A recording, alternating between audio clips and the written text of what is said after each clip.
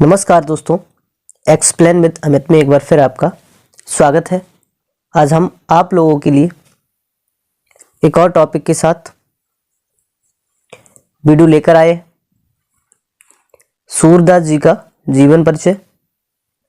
बने रहिए हमारे साथ, वीडियो को लास्ट तक जरूर देखना।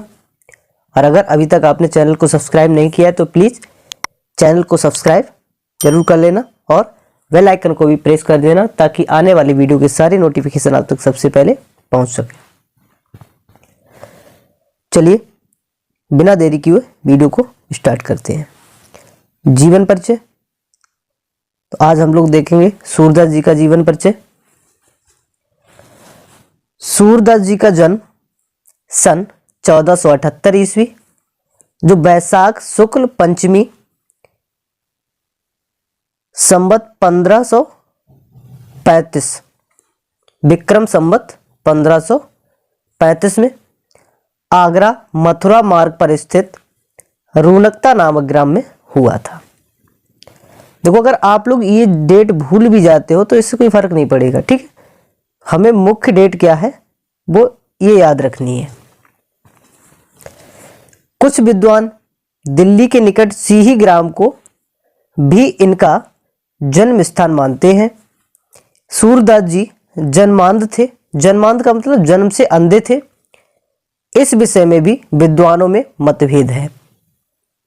इन्होंने कृष्ण की बाल लीलाओं का, मानव स्वभाव का एवं प्रकृति का ऐसा सजीव वर्णन किया है जो आंखों से प्रत्यक्ष देखे बिना संभव नहीं है।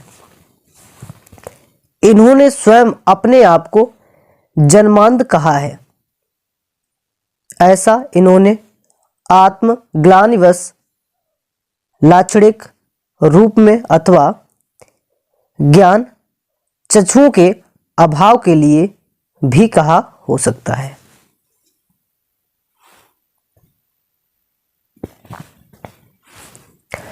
सूरदास जी की रुचि बचपन से ही भगवत भक्ति के गायन में थी।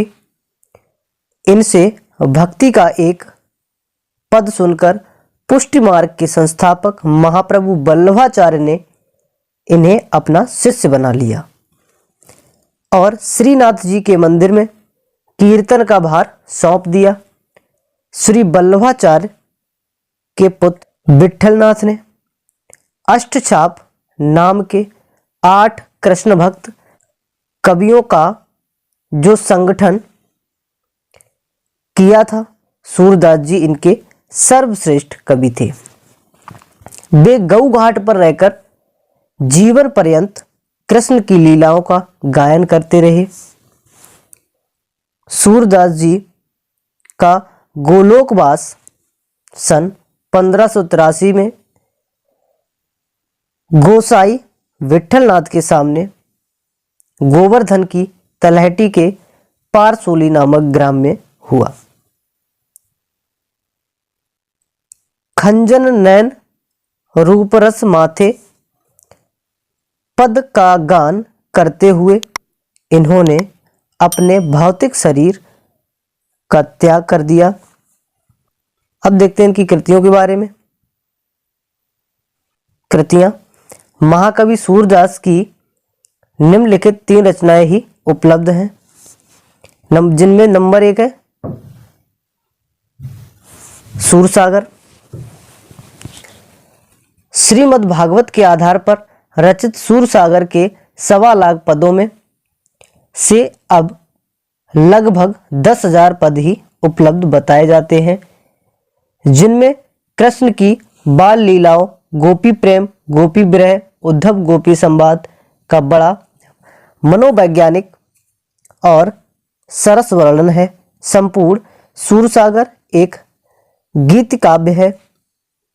इसके पद तन्मयता के साथ गाए जाते हैं तथा यही ग्रंथ सूरदास की कीर्ति का स्तंभ है।